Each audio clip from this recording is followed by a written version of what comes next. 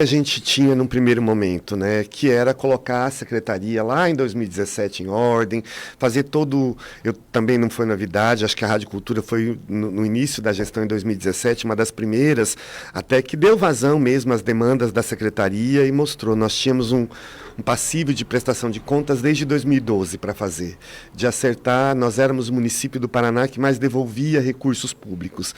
E eu lembro na época que eu era muito cuidadoso ao dizer, não estou dizendo de desvio, de fraude, mas o dinheiro vinha, ficava na conta, não era usado e devolvia. E município, o senhor sabe, acompanha isso, o município aumenta a sua capacidade de cofinanciamento estadual federal na medida que ele mostra a capacidade de execução financeira. Hoje eu tenho a tranquilidade, né, e a felicidade de dizer que nós chegamos a um patamar de 98% de execução dos recursos federais e estaduais. Né? Isso nos coloca num outro local. E agora a gente tinha que fazer toda uma adequação, chamar servidores de concurso público que a secretaria não tinha. Né? E acho que o grande desafio que nós temos agora são melhorar algumas das nossas estruturas. Algumas nós conseguimos financiamento federal e estadual e já estão em processo de reforma, de melhoria, mas outras, por exemplo, como os CRAs, precisam ser ampliadas, porque os tamanhos dos nossos CRAs não são compatíveis com a densidade populacional dos nossos territórios. Né? Então, esse é um desafio que nós tomamos agora aí, de dialogar com os nossos, principalmente com os nossos parlamentares na esfera federal, né, para poder demonstrar a nossa realidade e conseguir captar recursos para fazer essa... Te persegue ainda aquela licitação havida o ano passado, lançada em edital o ano passado, de aproximadamente R$ 1 milhão, R$ 1.300.000, que seria para você comprar, entre outras coisas, guloseimas para deixar na secretaria e tal, para dias festivos e tal? Exatamente. Não me persegue não, ela foi repetida e eu faria novamente a mesma licitação. O que as pessoas não entenderam? Eu acho muito interessante que muita gente... Primeiro, eu me lembro que uma das guloseimas, alguém dizia, nozes. Eu queria lembrar que nós ofertamos curso de qualificação para o mundo do trabalho. Entre os cursos tem um curso de panificação e um de confeitaria. Eu só posso ensinar a fazer bolo de nozes com nozes. Eu só posso ensinar a fazer uma Marta Rocha se eu compro lá a série de condimentos. Eu só posso ensinar a fazer uma torta de morango com morango fresco. Né? Isso era uma coisa. A outra coisa que questionaram na licitação, de fato, nós tínhamos lá balas, pirulitos, mas todas as datas comemorativas, eu tenho muita tranquilidade de dizer, né, primeiro que era um registro de preço, não era uma licitação, registro de preço o senhor sabe, se eu usar, pago, se eu não usar, pago, não pago, até o vencimento da ata. Mas quando a gente faz comemoração no Centro de Convivência do Idoso, no Centro da Juventude, nos clubes de mães, nos CRAs, que a gente faz alguma atividade, faço com muita tranquilidade. Não vejo crime nenhum em você dar um saque. Eu não vou. No dia da criança, que a gente faz comemoração nesses espaços, dá uma bala de gengibre e uma bolacha integral para a criança. Muitas vezes é a única vez que ela come um pirulito, uma bala, um suspiro, uma paçoca, enfim, etc. E a outra quantidade de alimentos e são para os serviços 24 horas, né? As 2 residências inclusivas, as 2 casas de passagem, o Centro Pop, aqueles equipamentos que funcionam 24 horas com acolhimento, que hoje nós estamos servindo marmita em função da pandemia, em função de muitas dessas trabalhadores, merendeiras, zeladoras estarem no grupo de risco, mas a gente produz o nosso próprio alimento lá. O Elias, eu conhecendo você já de algum tempo, eu entendi naquele momento que jamais poderia haver uma má intenção sua, uma autopromoção sua, fazer o que foi feito. O que eu posso dizer que entre os pecados cometidos pela prefeitura, não digo que seja o único, talvez o teu colega Xará Elias vá te ajudar e muito daqui para frente, porque ele vai estar com a Secretaria de Comunicação, né, sob a sua responsabilidade. Eu acho que essas coisas, naquele momento, né, quer dizer, ajuda do governo federal, desemprego, não sei o quê. Aí vem um adversário bem intencionado e diz assim, ó, estão comprando pirulito, estão comprando língua de sogra, isso tu deixa um locutor com farto material para ele trabalhar, entendeu? Nós ficamos aqui com 2 contrapontos sem fazer mais nenhuma outra pauta. E eu penso, e eu insisto nisso até por eu ser da área, e ter o maior respeito, porque todas as secretarias são interessantíssimas, e a Secretaria de Comunicação, afinal de contas, coloca todas as pautas e as informações do governo municipal, que não seja ocupada por puxa-sacos, mas que seja ocupada por gente de bem, por gente capacitada, que entende o que é uma mídia pública para ser divulgada. Eu faço essa reparação. Nélio, começa perguntando. Pois não, me parece, Elias, olhando assim pelo trabalho também da gestão que terminou e agora com essa nova que está começando, e você é um cara muito bem articulado e que tem uma forma de pensar muito bem definida, que nesse aspecto a questão da estruturação foi bem feita. O que me parece que há uma deficiência também na secretaria que você dirige é uma ação que talvez fuja de uma estruturação muito grande para atender coisas específicas.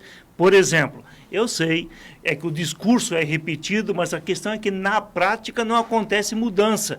Esse número de pessoas que ficam nos semáforos, o número de pessoas que faz pedidos para alguma ajuda, e tem muitos, e todo mundo conhece na cidade, que se não der ajuda, eles agridem veículos, agridem pessoas, e esse negócio vai sendo protelado e o discurso vai sendo feito mais ou menos no seguinte: a gente tem um espaço, a pessoa que não quer ir lá. Quer dizer, se o resultado não é efetivo, me parece que nessas ações mais pontuais, mais práticas, que são pequenas comparadas com a estrutura, nisso há deficiência. Eu acho que tem 2 questões aí. A primeira, né, como você disse, nós temos os espaços e muitas pessoas não vão de fato.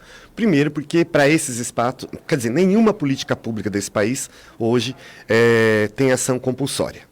Então, eu não posso ir lá pegar a pessoa na marra. Agora, tem casos nessa situação, como eu mesmo já disse aqui, estou me lembrando um tempo atrás, que requer ação policial. Um caso de agressão e de violência, não adianta você chamar a Secretaria de Assistência, esse caso tem que ser reprimido com situação policial. Como nós mesmos, muitas vezes chegam lá na porta da Secretaria, alguns de forma violenta, e a nossa atitude é chamar a polícia. Tem que ser. Né? Felizmente, nós ampliamos, era uma cobrança, a estrutura desses serviços, né, para atender a população de rua, e a gente tem tido resultados muito positivos, sim. Né? Nós temos nos acolhimentos hoje pessoas que a gente consegue levar, qualificar, trabalhando na LAR, trabalhando em outras terceirizadas que prestam serviço em outros órgãos, tanto federal como municipal, porque tiveram a possibilidade de passar pelo serviço, tiveram a possibilidade, a oferta, e aceitaram. Né? Agora, a gente tem que diferenciar esse público. E é muito delicado dizer isso, mas eu falo com muita tranquilidade. Nós também temos que começar a olhar, e eu me lembro, não é porque estou aqui, mais uma vez, o repórter, o Eli, né, alertava para a gente tomar cuidado com essas questões que envolvem de ajuda, para a gente tomar cuidado entre a filantropia e a pilantropia, porque elas ainda convivem muito de perto. Né? E muitas vezes a gente fica nessa tensão. Nós já vivemos situações, não canso de dizer, ainda bem que o Eli estava lá no dia. O dia que foi desocupada uma determinada área na cidade, nós fomos lá com os veículos, enquanto nós falávamos para as pessoas, vamos para o Centro Pop, tem a possibilidade de atendimento, tem para acolhimento, um outro grupo de pessoas, não vão, não aceitem, porque estão tirando o direito de vocês, etc, etc. E era uma ocupação judicial. Naquele momento, que foi o primeiro a chegar no dia, o repórter da Rádio Cultura, não tivesse lá, né? E o que resultou daquele momento? 60% das pessoas aceitaram ir conosco, foram lá para os serviços acolhidos, e aí tem várias ações, até encaminhamento para a cidade de origem, para a família de origem, vocês acompanham, sabem disso. Mas a gente tem que começar a olhar isso. E aí nós temos uma outra situação que a gente tem aprimorado, mas que é difícil, também não cabe nenhum tipo de hipocrisia entre nós, que é a situação da dependência química, em muitos desses casos. né? Uma dependência química fortíssima, não posso generalizar, não são todos, mas esses, né? A situação que eu acho que a Cida ainda comentava um pouco antes, a situação das meninas, das mulheres e meninas paraguaias em situação de rua e nos semáforos. Nós continuamos com aquela parceria que nós estabelecemos desde o início do ano passado com o Consulado do Paraguai. Essas mulheres e crianças são recolhidas, levadas até o consulado cadastra e leva direto para o CODENE. Eles têm uma van e eles levam para o CODENE, que é o Conselho Tutelar do Paraguai. Mas também não posso deixar de dizer que, assim, é impossível, em diversas situações, nós encontramos crianças que, lá da faixa etária de 6 a 10 anos de idade, que estão sozinhas, que passaram pela ponte sozinha e que vieram para cá. Quer dizer, nós temos, infelizmente, um acesso que é livre, de mão dupla que é livre. Se eu pegar uma criança no colo, comportada, quietinha, que eu nunca vi, e caminhar com ela, eu atravesso livremente. Né? E aí muitos não gostam, falam do excesso de burocracia, mas eu tenho que dizer, essa situação, por exemplo, nós não vivenciamos com a fronteira com a Argentina. Né? Nós não temos, nós não vivenciamos. Então, assim, e esse é um diálogo que nós fazemos, não só Foz do Iguaçu, mas nós já enviamos documentos, já conversamos, já fomos em reuniões, para que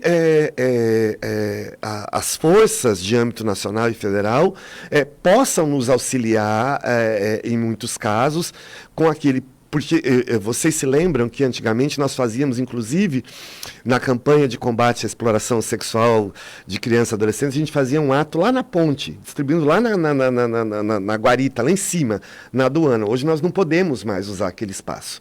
Teve uma mudança de legislação, então a gente fica aqui embaixo na cabeceira, né, enfim. Mas faria muita diferença se a gente tivesse algum nível de fiscalização de trânsito naquele espaço. Faria muita diferença. Elias, deixa eu fazer uma pontuação só. Por exemplo, quem é recolhido em alguma situação ou que aceita ir para um centro pop, ele pode usar droga lá? Não. Não. Ele pode tomar bebida alcoólica lá? Não. Pois é, esse é o ponto. Aí fica quase que assim, lá não pode, mas na rua pode. E aí o problema, a vida, o humano, é que fica depois de uma questão estrutural. O problema por exemplo, a partir do momento que a pessoa entra no espaço do Centro Pop, entra no espaço de uma casa de passagem, a responsabilidade sobre a vida dela é nossa, é do Estado. Mas ela passa a estar tutelada pelo Estado. Na rua ela também está. Agora, dentro de um espaço daquele, eu não posso efetivamente dizer, vai para lá beber sua bebida. Por quê? Porque a gente imprime outro ritmo de cuidado lá dentro. Não, a defesa não é para que lá possa ter, sim. o contrário. É para que eu estou entendendo o que você está dizendo, para que se possa pensar outro tipo de intervenção. Eu não vou falar muito, eu participei de uma reunião na sexta-feira, uma conversa muito rápida com a secretária de saúde, né, e inclusive para a gente pensar, e dois quero até muito respeitosamente, mas dois novos programas no âmbito da saúde que estão em processo de discussão e que vão ser importantíssimos. Primeiro, que é o consultório na de rua, certo? E os acolhimentos terapêuticos para a situação de dependência química, para adultos, né? E isso porque as pessoas olham muitas vezes, e eu até muito humildemente olham muitas vezes como se a gente olhasse para aquilo e fizesse. Não, a gente estuda. Nós produzimos, no ano passado, o primeiro panorama municipal da população em situação de rua, caracterizando quem é essa população, olhando, primeiro para dizer, não é todo mundo igual. Nós temos perfis muito diferentes dentro dessa população de rua, né, dos mais variados. Nós temos essa contingência com a população mulheres e crianças paraguaias. Tenho que dizer aí que o ano passado a gente teve um apoio importante de algumas forças de segurança, no sentido de nos auxiliar a entender algumas circunstâncias, então essa parceria continua. Fizemos um diagnóstico, hoje a gente tem minimamente um perfil dessa população. Agora, também tenho que dizer, de forma muito respeitosa, e é triste dizer, que muitas vezes a gente encontra algumas pessoas, e eles relatam, nós estávamos em tal lugar, querendo ir para tal lugar, chegar lá, pegaram a gente, compraram uma passagem, botaram no ônibus e mandaram para cá. Eu podia fazer a mesma coisa.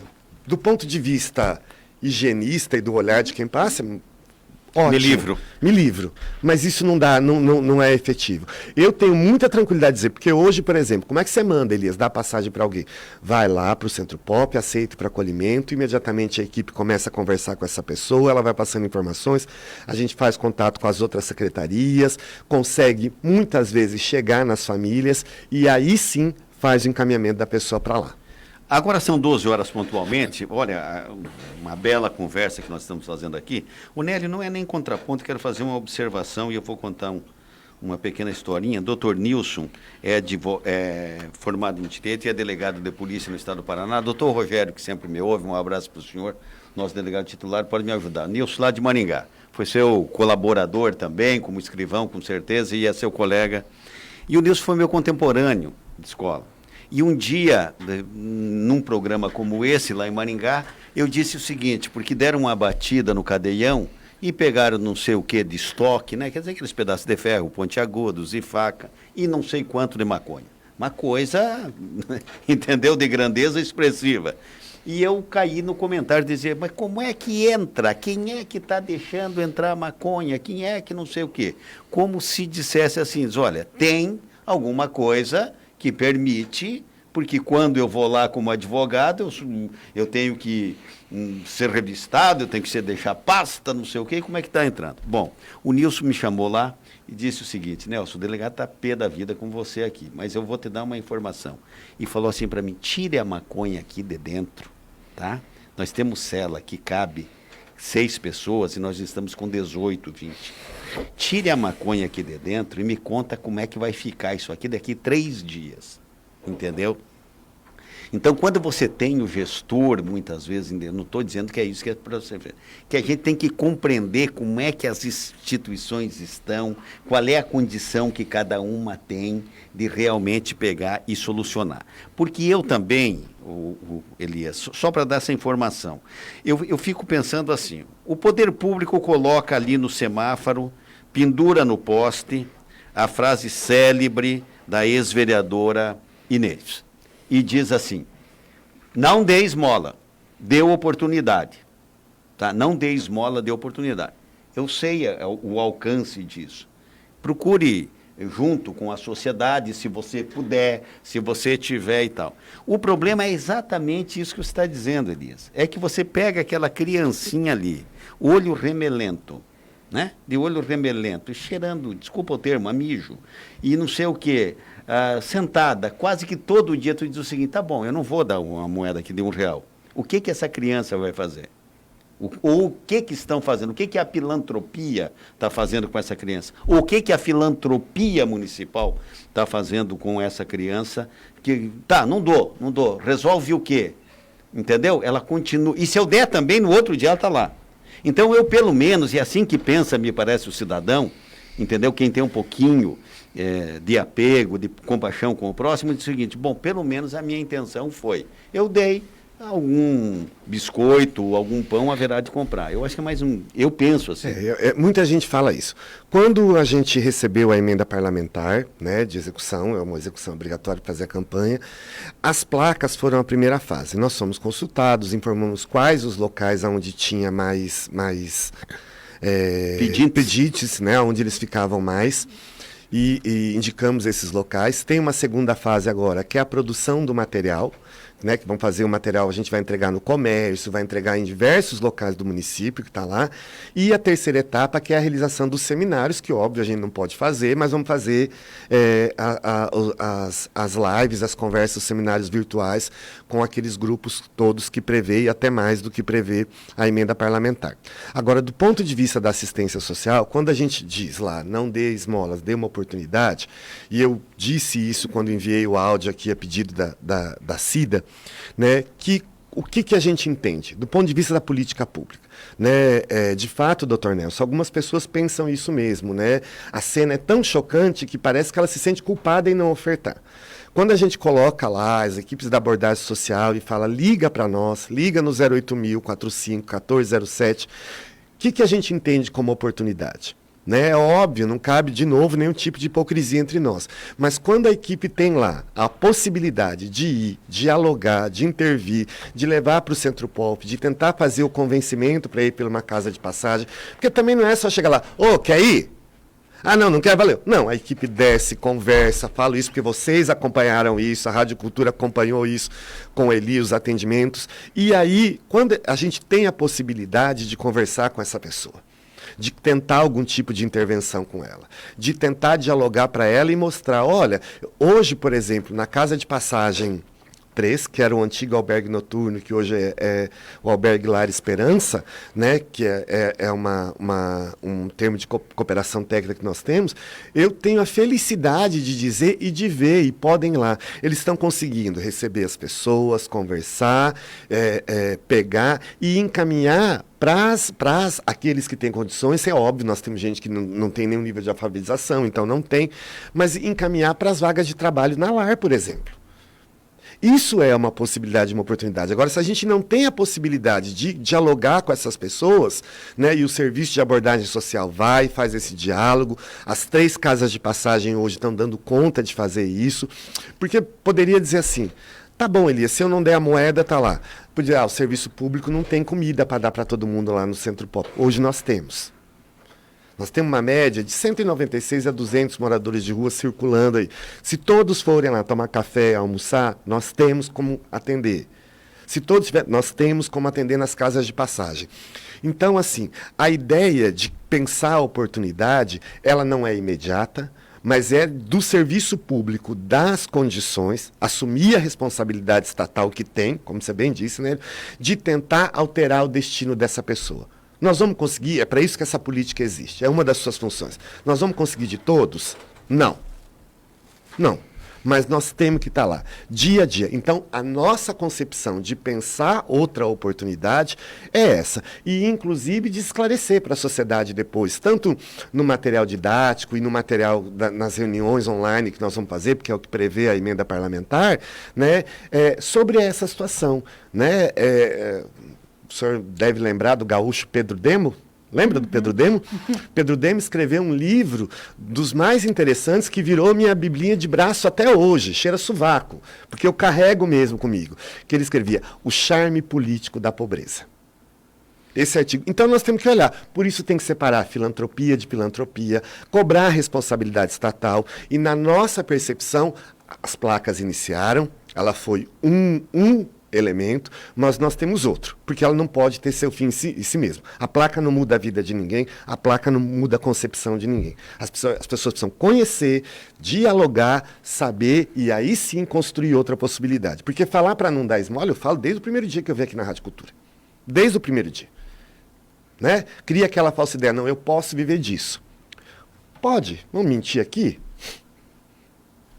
Agora, isso leva a uma série de outras violências e de outras circunstâncias, como o senhor mesmo perguntou. Aonde essa criança corre o risco de parar depois?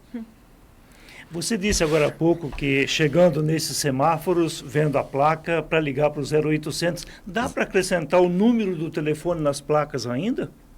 Porque não consta o número posso lá. Ver, eu não posso responder que sim, seria responsabilidade. Mas posso perguntar, e se for possível, a gente cola um adesivo com 08000 45 1407. É 8.000 mesmo. 08000 45 1407. Esse é o telefone da abordagem social, funciona 24 horas. Né? Nós temos lá equipes de educadores e educadoras sociais que fazem esse atendimento toda vez que liga e que demanda. Ô Cida, para finalizar com Elias, 12 horas e 8 eu minutos, acho que é interessante. 12 e 9. Acho que Eu não 2021, quis interromper aqui com intervalos comerciais, porque a conversa está boa. Um trabalho que a gente sabe que precisa ser mudado do que foi até aqui. O senhor já adiantou para a gente 2 programas que a saúde deve implantar em parceria com a ação social. Falta o que para esses 2 programas serem implantados? E além desses 2 programas, o que pode ser melhorado ou para ajudar essa população de rua que está aí? Então, no âmbito da população de rua, Cida, o que a gente está fazendo é aprimorar esses serviços cada vez mais. Eu acho que um grande desafio vai ser a gente conseguir mostrar que, por exemplo, a gente precisa de mais recursos, de mais pessoas para ampliar o atendimento. Porque é lá mesmo, é corpo a corpo todo dia, né? Então acho que ampliar a equipe Por exemplo, da abordagem esse posto social. aqui pertinho da rodoviária, que tem um grupo de pessoas que moram ali. Outro dia alguém mandou mensagem pra gente. Que a gente Você passa já... lá, tem 6, 7, 8, 9 homens ali, daquele posto abandonado ali. Esse posto não é um lugar de moradia. A questão ali é dependência química. E se você fica de madrugada, vocês sabem disso, porque já deram essa notícia aqui. Os carros param ali, a corridinha é rápida, desde o Fuquinha até o carrão de luxo. Então, esse é outro público. E aí tem que dialogar uma intervenção com as forças de segurança do município, né, do Estado, para fazer intervenções mais assertivas nesses espaços, que nós sabemos qual é. Agora, esses programas, a saúde está lá dialogando, porque assim, também precisa de gente. Todos os programas que nós vamos implementar no município, o governo federal tem que lançar um processo que chama de expansão da rede socioassistencial. O município vai lá e faz adesão, né, para esse programa ser credenciado e responsabilizado. Nós estamos esperando agora, muita expectativa, que em abril saia uma expansão da rede socioassistencial, uma oferta de expansão pelo governo federal, que Estado e municípios fazem adesão e a gente ampliar alguns serviços. Mas até, como eu disse no início, para que a gente possa melhorar, inclusive o serviço nos bairros, nós precisamos ampliar o tamanho dos nossos CRAS. Ô Elias, para terminar, é o seguinte, o que eu observo? É claro, você é exagerado aqui, mas para você entender o meu raciocínio, é claro que nós não temos o contingente de pessoas, tal qual tem em São Paulo, por exemplo, uma Cracolândia. Aqui não é um perigo. Mas por quê? Lá também, a Grande São Paulo tem 20 milhões de pessoas que habita. Nós não corremos o risco de ter as Cracolândias proporcional ao número de pessoas e não acabar com essa ferida? Nós estamos falando da Cracolândia que traz todos esses de espaços que a gente já conhece. É o que eu disse antes. Eu acho que eu penso que, primeiro, a gente pode fornecer, nós da assistência, os relatórios da abordagem social, dessas intervenções, porque ligam, nós viemos aqui várias vezes, tem vários relatórios de visita nossa. Eu acho que a gente tem informações importantes a fornecer para esses espaços. E essa é uma articulação que a gente já está fazendo com a Guarda Municipal, através do próprio GGIM, de determinados espaços que nós vamos intervir, chegamos lá, identificamos que é uma outra coisa, né? E informamos para que as ações, nós não somos força coercitiva, para que as forças coercitivas ajam. Eu acho que esse tipo de repressão a esses espaços, né, eles vão ter que aumentar. E a gente tem feito esse papel, né, para que justamente a gente não crie não corra o risco de se ter aí um grande espaço, né? Nós podemos ter pequenos isolados, mas um grande espaço de circulação de dependentes químicos e de tantas outras coisas. Porque é uma desgraça, né? Uma desgraça total, né? Um monte de doença infecto-contagiosa, de violências, enfim. É uma degradação do ser humano quando ele chega a estar residindo ali querendo permanecer. Uma ouvinte diz que no Jardim Copacabana já está se formando, ela está falando aqui, Jardim Copacabana está se formando uma Cracolândia, meia dúzia de rapazes bebem e usam droga. A guarda foi no campus do Iguaçu o dia todo e tal, é isso que nós estamos conversando aqui. Eu tenho também comigo, Elias, eu acho que você é professor nosso aqui por esse tempo que está no dia a dia, mas eu tenho comigo o seguinte, nós temos que parar de olhar essa situação, nem com a raiva de quem diz por que não prende, por que não arrebenta, por que não bota enxada, por que não sei o quê e tal. Mas nem também com aquele negócio que todo mundo tem direito a todo momento de fazer o que quer, porque não aceita uma imposição de uma regra de comportamento, alguma coisa nesse sentido. Não, entendeu? Entendi. Porque claro. senão nós vamos ficar o tal do enxuga-gelo. É verdade. Não. Nós temos que ter... O Elias faz a parte dele, o sargento faz a parte dele, daqui a pouco o juiz disse que fez a parte dele, o delegado fez a parte dele, cadê o cidadão? Está lá na esquina de novo. Eu penso, isso é um diálogo governamental de outras instâncias. Uma das coisas que a gente vem pedindo já há algum tempo, solicitando ao governo federal, e é uma demanda nossa, a retomada de um conselho que a gente chamava de Conselho de Seguridade Social, que fazia justamente uma articulação e uma transversalização dessas ações. Isso era muito importante. E ele foi fundamental num dado momento para ações que foram efetivas no enfrentamento da dependência química. Porque a dependência química é uma doença permanente, é horrível. Eu já vi pessoas que eu conhecia do meu convívio, de Thalícia, meu colega, e ver elas no fim da vida por conta da dependência química que você não acredita. Então, essa é uma cobrança. Acho que a Confederação Nacional dos Municípios está levando essa pauta da assistência, né, para o governo federal, para retomar essas articulações, porque, de fato, infelizmente, nós estamos vivendo um momento, com todo o respeito, assim, mas assim, de deliberações. E vocês sabem que as ações, os programas, os serviços são deliberados no governo federal, mas assim, momento de deliberações de determinadas ações que não dialogam com outros ministérios, e que aí, de fato, sem esse diálogo interministerial para coordenar ações que descem para o âmbito do Estado e para o âmbito do município, não dá para pensar uma ação para mim que eu tenho 90 dias para executar e só depois de 90 dias que o outro órgão vai começar a executar dele, porque só saiu daqui 90 dias. Se não forem ações integradas, em algumas situações, nós vamos estar fadados ao fracasso. E essa é uma demanda que nós já estamos encaminhamos para a CNM, que já levou para o governo federal, já virou pauta da Comissão Intergestora Tripartite da Assistência e da Saúde para retomar essas ações organizadas e articuladas. No mais, a vida vai bem, Elias? Vai, né? Muito bem.